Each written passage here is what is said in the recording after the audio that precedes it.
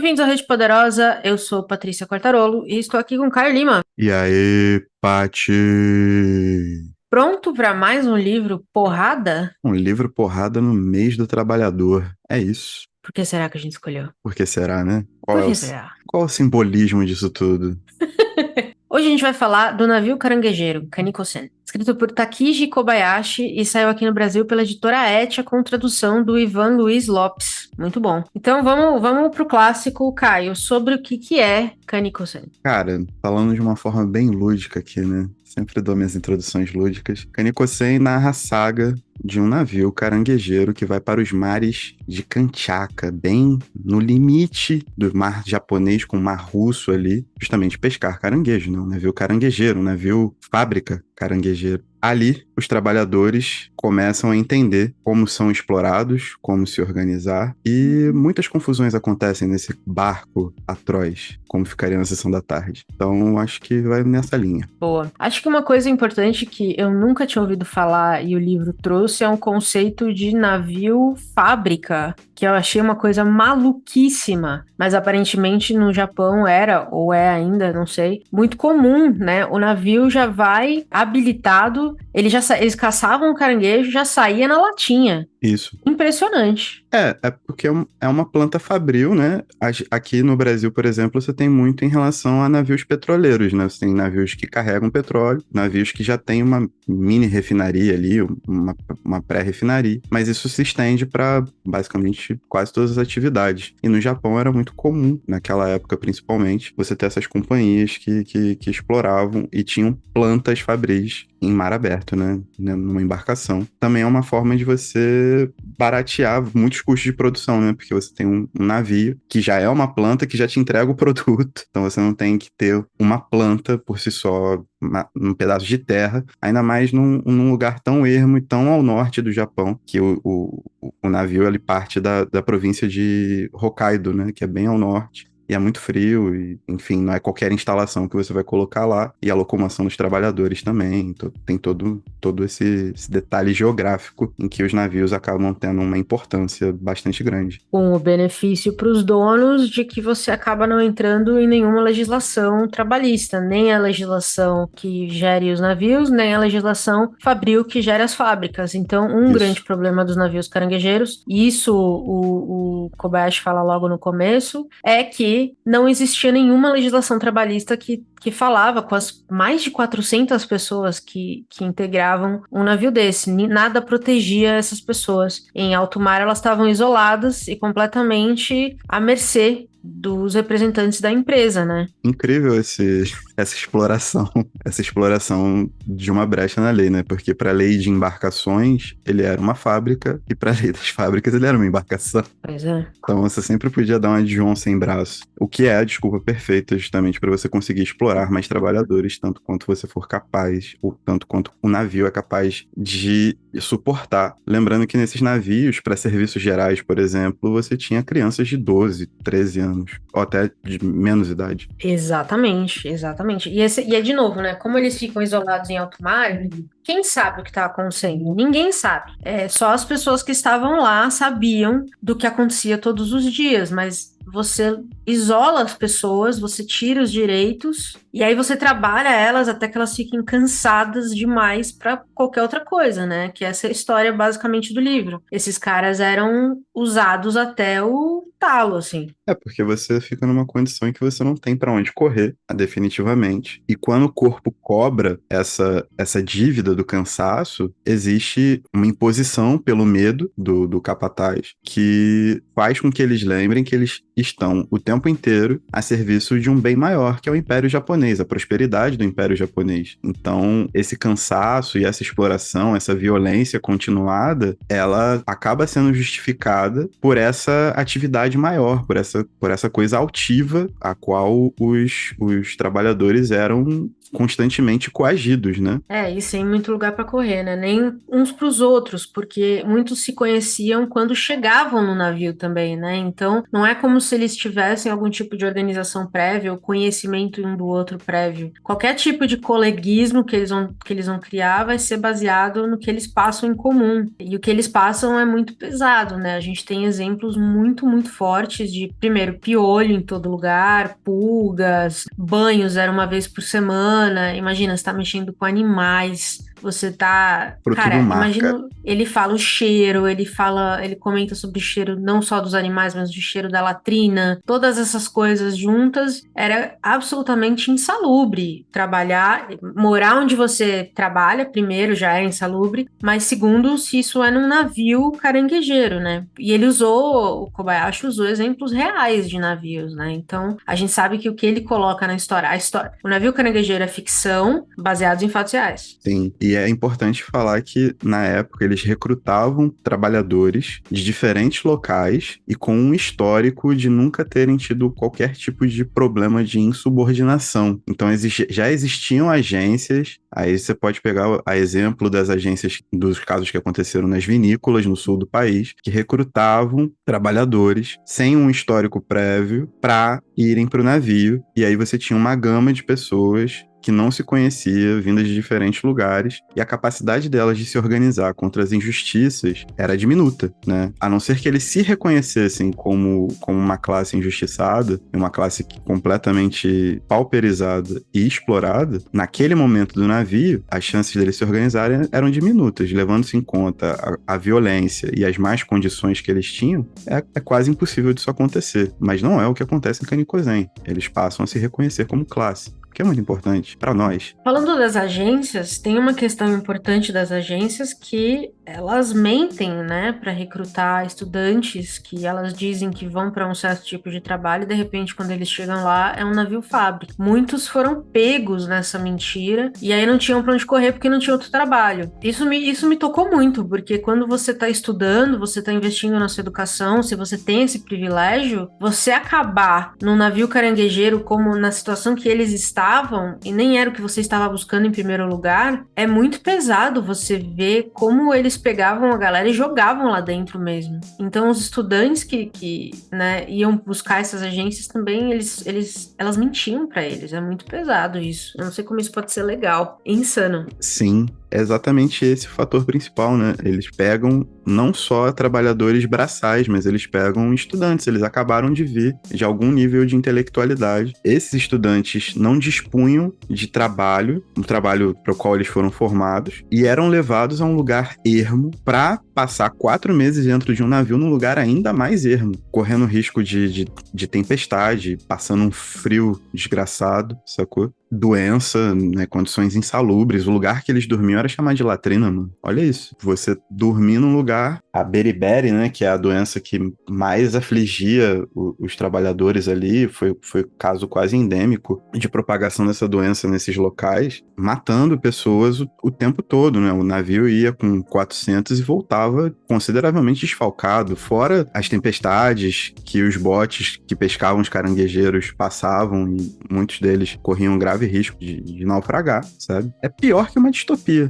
É pior do que uma distopia. E também você não tem pra onde ir, né? Então, Não tem. não é nenhuma distopia que você pode considerar, cara, se eu sair daqui, desse lugar, vai melhorar. Não tem como saber. Correndo o risco de um conflito com a Rússia, porque eles invadiam o espaço geográfico da Rússia para caçar, para pegar caranguejos, o que podia criar um conflito seríssimo, mas como no lado da Rússia tinha mais caranguejo, eles iam. Ou seja, o Império correndo risco sério. Além de tudo isso, tinha as torturas que eles passavam na mão do encarregado, o gerente, eu não sei como ele se denomina, mas da empresa que fica lá só para...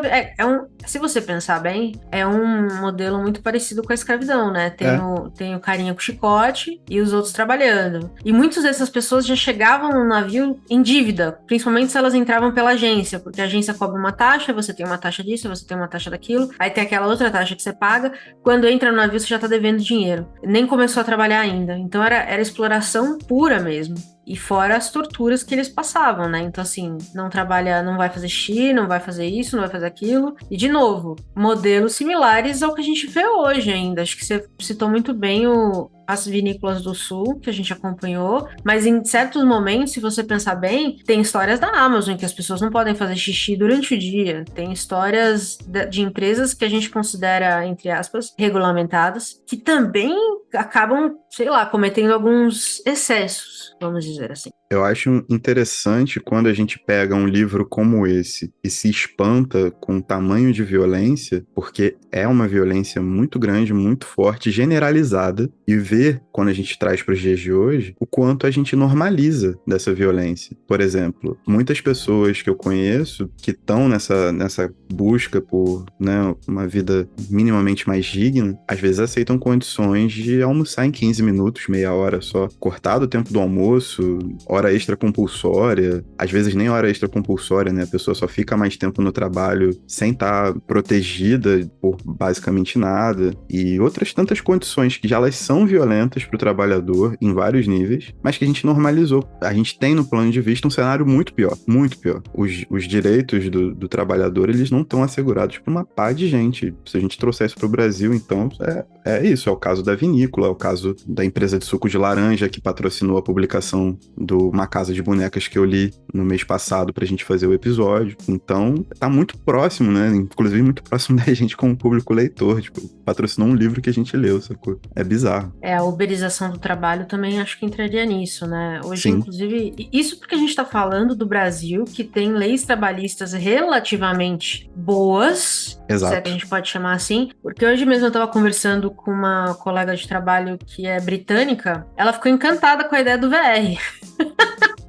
Ela achou, quando eu expliquei pra ela o que era o VR, ela falou, meu Deus, mas faz muito sentido a empresa pagar o almoço, já que você vai passar o dia trabalhando. Eu falei, sim, aqui é o padrão, é lei. Ela falou, lá não, lá cada um leva de casa e é muito comum comer na mesa. Inclusive, ela falou assim, que é meio que bem visto você nem sair da sua mesa pra comer, você continuar trabalhando. E aí eu expliquei pra ela, falei que não, a gente tira uma hora, muita gente sai do escritório pra comer por causa do VR. Foi aí que a gente entrou nessa conversa. Ela ficou apaixonada pela ideia do VR, porque não é comum, né? A gente tá falando também, assim, nos Estados Unidos, onde licença maternidade é 5 dias. Se você tirar mais, você não ganha salário. Que doideira. Então, assim, a gente tá falando do Brasil, que com todos os problemas ainda tem uma legislação trabalhista relativamente boa. Dá pra ser melhor, mas é relativamente boa. A sua amiga britânica, ela tá num nível de passando por uma violência, essa coisa não ter o tempo de você fazer uma refeição completa, com calma, fora do seu ambiente de trabalho, num local adequado. Às vezes nem parando de trabalhar, né? Você dando uma garfada e mexendo com o mouse na outra mão, sacou? Cara, mas as pessoas racionalizam isso, porque ela me perguntou assim, mas se não tiver esse negócio, eles não vão te pagar mais o salário? Eu falei, Lori, quantas vezes você vê uma empresa fazer isso? Quantas vezes uma empresa vai ser boazinha e fala assim, olha, já que tiraram isso por lei, a gente vai pagar mais um salário pra pagar o almoço? Não existe isso. Se uma empresa não é forçada a fazer as coisas por lei, ela não faz. É por isso que regulamentação é importante. E aqui a gente tá falando de Brasil 2023, em Canicossem a gente tá falando de 1920 e 1930. Então são 100 anos entre o que ele narra, o navio caranguejeiro, e o Brasil de hoje, e o mundo de hoje, e a gente ainda acha paralelos. É assustador. Não, é aterrador, pô. É uma visão de que os avanços que são dados, e aí é importante até entrar num contexto histórico básico do livro,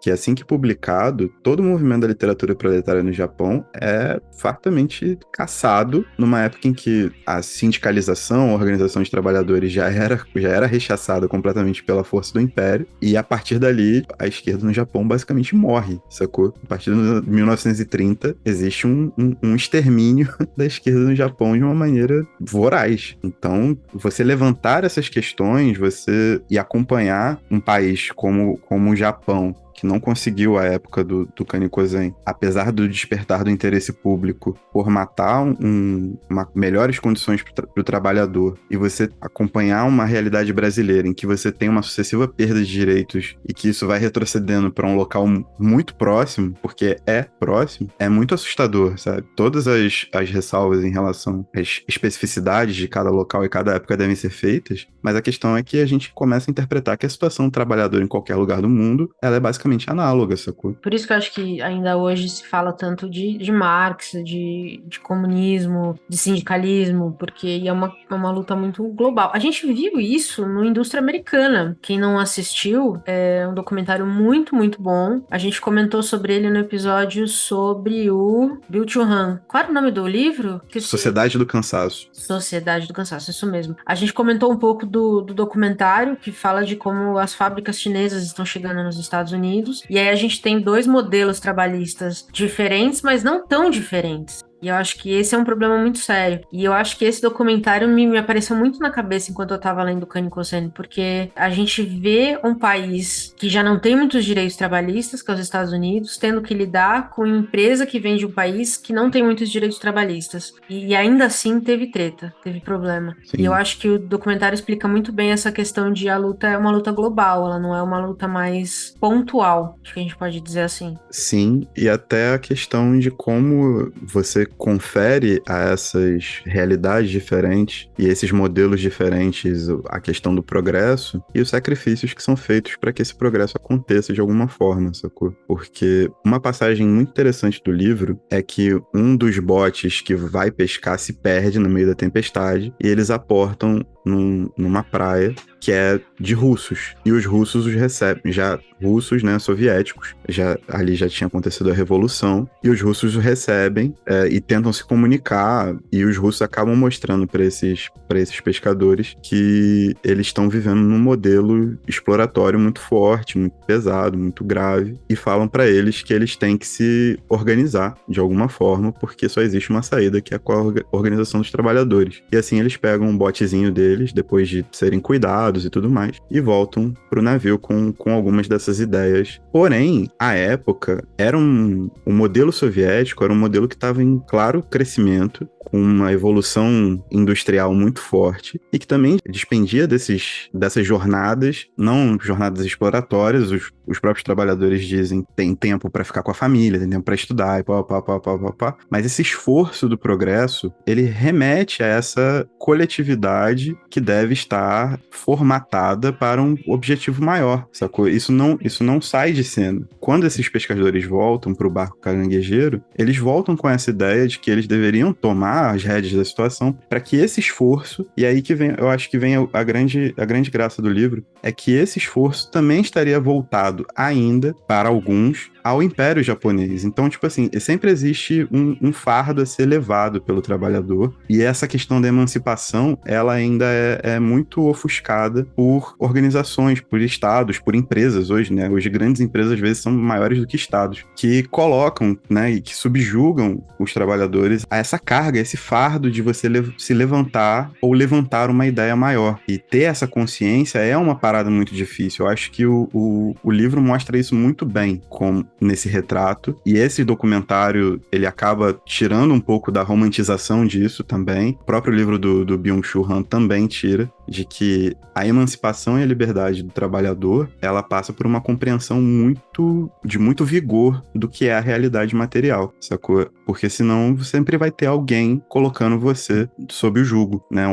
Esse alguém, né? Hipotético, um estado, uma empresa, um modo de vida. Mas os países têm mais facilidade de fazer isso usando o nacionalismo, O nacionalismo, como arma, sim. né? A gente viu isso também em Mastodontes, uma série que a gente fez, em que a gente falou da industrialização do mundo e como essa industrialização começou ali na Inglaterra e depois foi indo, passou pela Rússia, chegou na China e tudo mais, e o que isso quis dizer para cada um desses países. Eu acho que quando você coloca, é assim que os Estados Unidos recrutam gente até hoje, né? É o nacionalismo forte. Exato. Então, as empresas privadas não podem fazer isso, é por isso que eles usam vestir a camisa, mas você compra se você quiser, não é mesmo? Cada um com seus problemas. Mas é o mesmo argumento, né? Somos uma família, não, você é um colaborador, não um empregado. É o mesmíssimo argumento para que você se sinta parte de alguma coisa pela qual você aceite lutar e ou abrir mão de outras coisas. O argumento é igual, né? Os países e as empresas usam da mesma maneira. Sim, e a grande questão é saber até que ponto, por exemplo, né, se tratando do nacionalismo, que seria a maneira talvez mais imponente desse alicerce, desse ponto futuro, desse ponto ideal, é até que ponto esse nacionalismo é emancipador para a classe trabalhadora. É a questão crítica da coisa. Eu acho que o livro, ele encena tantas situações disso de formas tão simples e ao mesmo tempo bastante poéticas. O Takiji tem uma escrita muito poética, de muitas imagens, né, e tudo mais, que é muito interessante ver como isso influencia e como esses trabalhadores do navio vão entendendo isso. Só que isso tem uma questão. Você só é capaz de entender isso a partir da própria experiência, da própria prática. E a prática leva a uma série de situações que são desagradáveis. Você está colocando sua vida em risco. Trabalhadores foram presos. A gente, spoiler alerta aí, a gente não liga para spoiler, mas você está colocando trabalhadores que são presos, trabalhadores que são deixados para morrer, são torturados, tudo em nome de uma causa. Existe toda essa complexidade que enseja o livro e as ideias do Takiji, e eu acho isso de uma maturidade muito grande, ao mesmo tempo que ele faz isso de uma forma muito poética. A grande questão é, nada é maior do que a humilhação e a tortura que esses trabalhadores vivem, sacou? E se isso tá, de alguma forma, sendo análogo à situação do Japão à época, ou se isso é uma história de trabalhadores, aí leve ao nível que você pretender levar com o livro, noves fora todo o arsenal crítico que a gente teve acesso, é uma decisão difícil, é uma decisão de muita abdicação, é uma decisão em que esse pensamento crítico individual e coletivo tem que estar muito alinhado e muito organizado.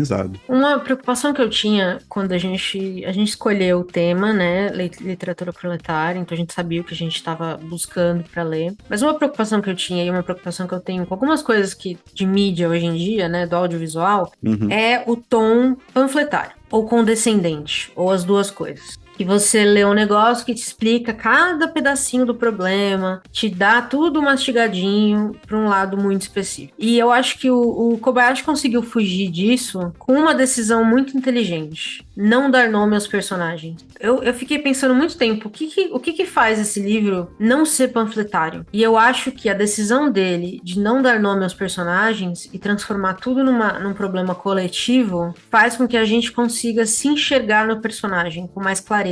Faz sentido? Sim. Ao mesmo tempo que ele não dá nome aos personagens, eu acho muito importante ressaltar que ele não deixa de colocar cada um como um indivíduo. Então você tem o estudante, você tem o foguista, tem vários deles, né? Tem o grumete, que é o adolescente que fica nos serviços gerais, né? Na tradução que a gente tem da Etia, ele tá como grumete. Tem vários deles, e todos eles são plenamente identificáveis dentro das suas particularidades, dentro da forma como falam, como agem, dentro das suas posições dentro do navio. Porém, o que faz com que esse livro seja muito especial é que essas individualidades, nas suas diferenças, conseguem falar a mesma língua e conseguem se entender e buscar um entendimento. Elas não conseguem exatamente se entender o tempo todo, mas existe também uma virtude muito grande desse livro, que é a busca pelo entendimento, o processo de entendimento desses trabalhadores enquanto classe. E aqui eu acho que é uma das visões mais próximas dentro da ficção que eu já vi, sem a questão panfletária, sem você tentar vender um panfleto ou uma idealização do que seria a classe trabalhadora ou a união da classe trabalhadora como um sujeito coletivo. Mas aqui o Takiji, ele tem essa virtude de pegar essas individualidades, apresentá-las e fazer com que elas convirjam nesse sujeito coletivo. Então você acompanha o processo. O sucesso desse livro e desse sujeito coletivo, ele não está num final virtuoso, num final glorioso. Ele está no processo de coletivização que acontece a partir do reconhecimento de um pelo outro. Ele acontece justamente na tarefa dialética de reconhecimento do trabalhador enquanto classe. Eu acho isso, uma virtude tão grande, tão nobre de percepção e de atividade literária, que fica até muito difícil você não dar crédito a isso dentro das condições em que ele foi criado, sacou? Dá pra entender perfeitamente porque ele explodiu no Japão, tendo 15 mil cópias vendidas. Hoje, no Brasil, um best-seller tem 2 mil cópias vendidas. A gente tá falando do Japão em 1930, sacou? É absurdo.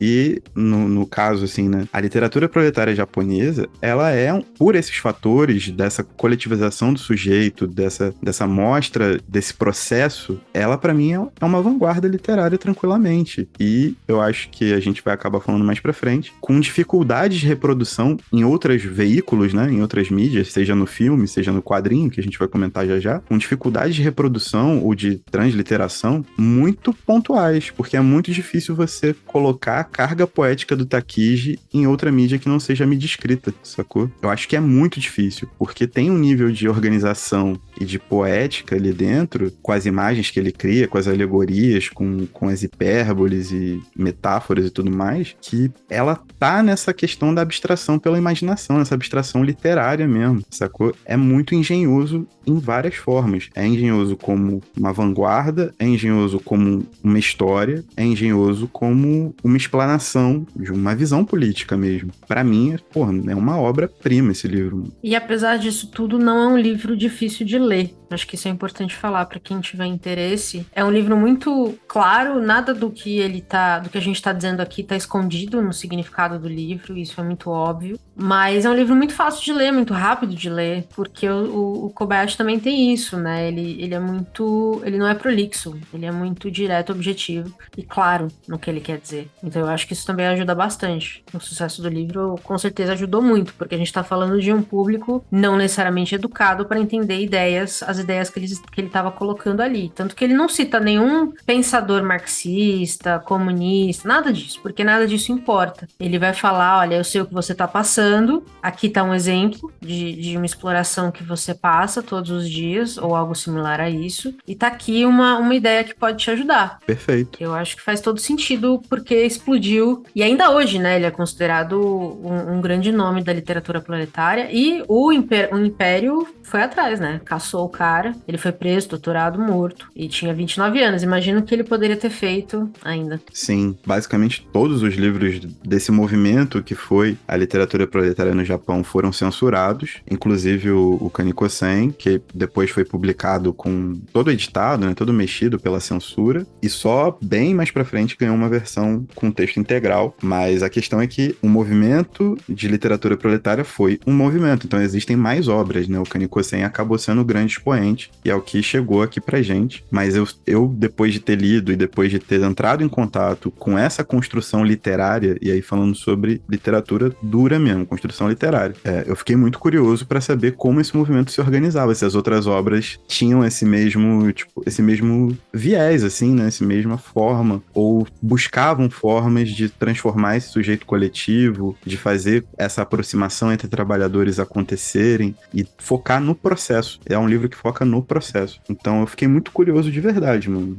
E ó, que eu nem sou tão aficionado em literatura do Japão, assim, mas esse aqui deu um boom na minha cabeça. Vamos falar então do mangá, porque tem um mangá também que saiu aqui pela Veneta. Então a gente tem duas editoras brasileiras que publicaram um formato de Kaniko-sen. Então a gente tem a Etia, que vem com o texto em prosa, o texto integral, e a gente tem a Veneta, que vem com uma adaptação para o mangá. O que você achou do mangá? O mangá foi todo adaptado pelo Go Fujio, né? Eu achei, dentro daquilo que eu já tinha comentado, que o mangá é bom, ele é expositivo das principais ideias, o que não tem como fugir, mas falta a poética, e aí a poética vem pelas figuras de linguagem que o Takiji usa, e aí ele perde força, sabe? Em síntese, né? É o livro que tá ali, você vai entender que são trabalhadores de um navio caranguejeiro explorados num local muito ermo, na divisa do mar da União Soviética com o mar do Japão, e que esses trabalhadores começam a se reconhecer enquanto classe. Mas a grande questão tá na exposição desse processo,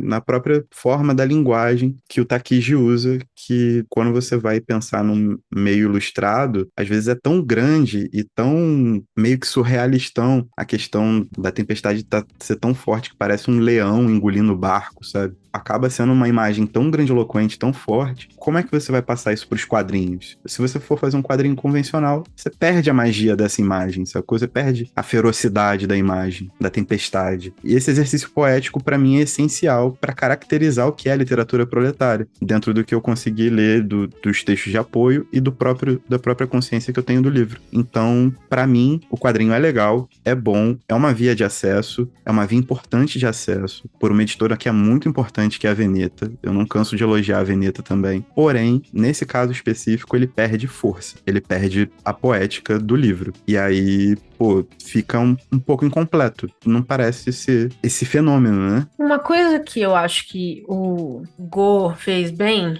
é que ele começa o livro no velório do Kobayashi. Então ele já Sim. mostra que este livro causou a morte do escritor. Então você entra no mangá sabendo que a história que você vai ler ali pra frente, ela tem um peso. Mas eu vi um comentário num vídeo no YouTube e eu não falo japonês e não entendo japonês, mas o pessoal tava comentando que, na verdade, o mangá, a adaptação pra mangá, é pra universitários, aquela leia em 30 minutos, sabe? Então é uma versão simplificada, talvez, que faria sentido com o que você falou, e eu acho que além de perder a poética, também perdeu a nuance, porque nem todos os trabalhadores estão putos, eles não vão todos entrar nessa conversa porque eles estão pé da vida, não é necessariamente esse o sentimento, tem alguns que estão com medo, tem alguns que estão Sim. exaustos, e eu acho que a nuance dessa conversa é importante, porque a consciência política, ela não precisa existir pura e simplesmente você sabendo o nome de alguma coisa, né? Não precisa você dizer em voz alta, eu sou comunista, para você se reconhecer como uma classe operária. E eu acho que no livro o Kobayashi explica isso muito bem. Os estudantes falando, quando eles escolhem os porta-vozes, por exemplo, é um representante de cada parte. Tem gente que tem medo de ir em frente,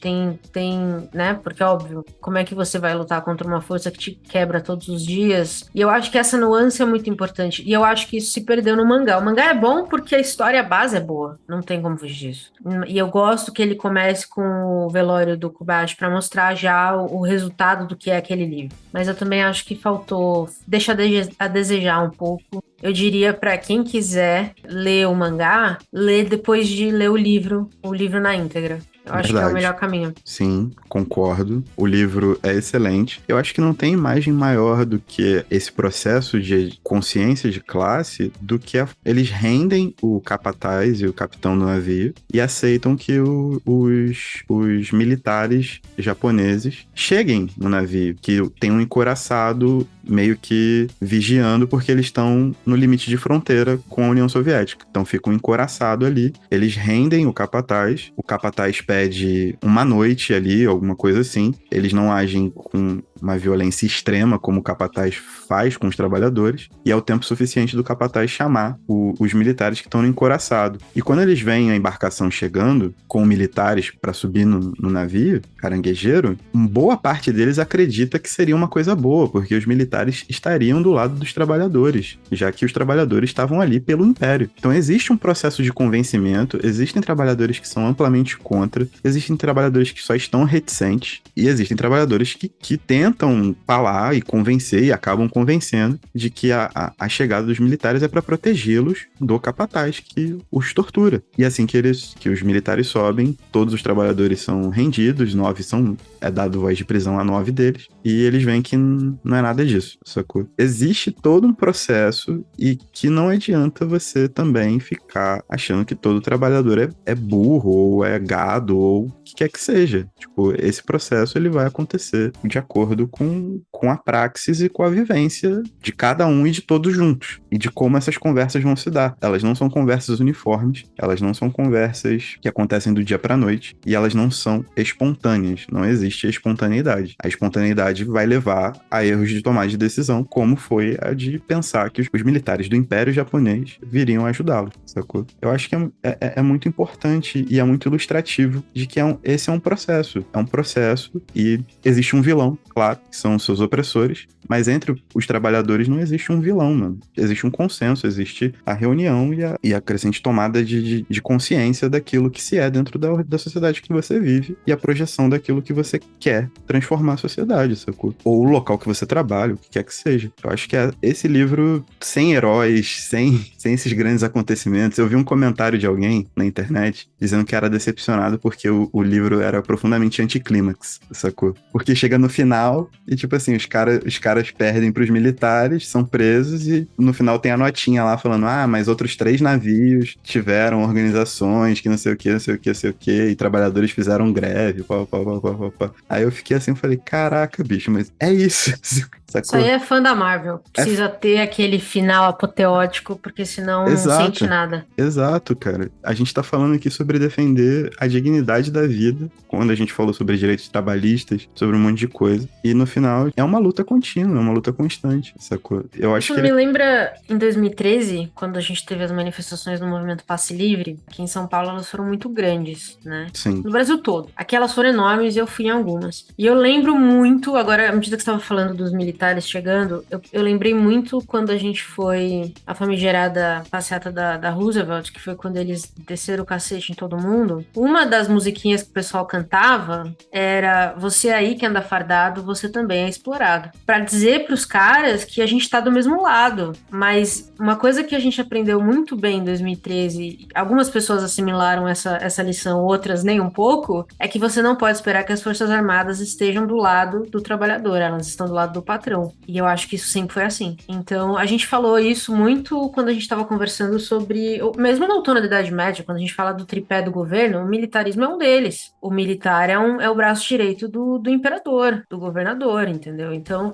à medida que você estava falando disso, do pessoal achar que os militares iam chegar e iam protegê-los, eu fiquei pensando nisso, de como as pessoas ainda, a gente viu recentemente, né, creem que as Forças Armadas estão ali para proteger o cidadão. Isso não é verdade. não, nem um pouco. Nem na guerra eu diria que isso é verdade. Eles estão ali para proteger o território. E é aquela coisa, num país colonizado como o Brasil, ou num país que vem de dinastias imperiais, as instituições são formadas para defender um modelo, sabe? E não existem mais. Vamos reforçar. Não tem rei no Brasil. Vamos reforçar isso aí que o povo fica. Ah, é. Não tem príncipe brasileiro. Acabou. E o seu príncipe brasileiro ainda pode colocar você num esquema de pirâmide, hein? Fica ligado, hein? É verdade.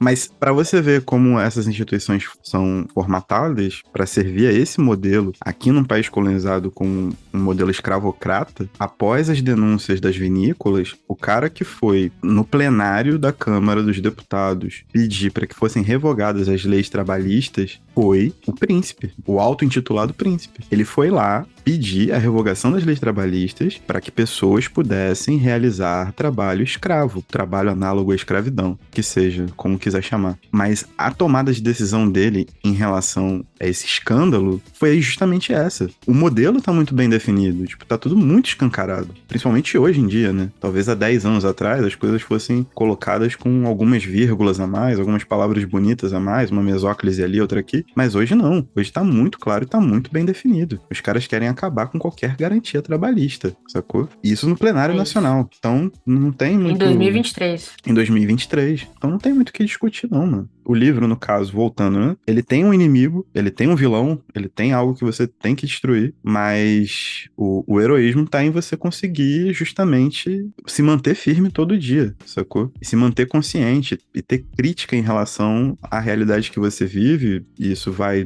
daquilo que você consome até aqueles quem você pontua como razão da sua condição material também. Então, é isso. Tá aqui. Tá aqui o livro do Takiji. É isso, acho que essa nota é o ideal pra gente encerrar esse episódio. Basicamente, a única coisa que eu quero que vocês tirem desse episódio, principalmente, é leia Kaneko-san. Sim. De verdade. É isso. Além de ser importante em relação às analogias que nós podemos fazer, a exploração política do livro, ele é uma peça de ficção muito bem pensada, muito bem executada. É um enorme prazer ler esse livro. É um livro simples, profundo, cheio de nuances, muito bem escrito, com imagens poéticas incríveis e curtinho também, não vai te levar muito tempo para você poder mergulhar nele, ler, refletir. Trazido aqui para o Brasil por uma editora verdadeiramente independente, que trabalha muito bem, que é a Etia. É uma editora que a gente curte muito. E a gente trocou uma ideia com o Felipe, um maluco muito gente boa. É isso, cara. Se não fosse aí a Etia e a Veneta com a adaptação, mas principalmente a Etia com o livro na íntegra, a gente não teria acesso a uma obra de tamanho poder. Então, valorizem. É isso aí. Muito bom. Temos o episódio? Temos o episódio. E tchau. Tchau, trabalhadores do mundo univos. Ah!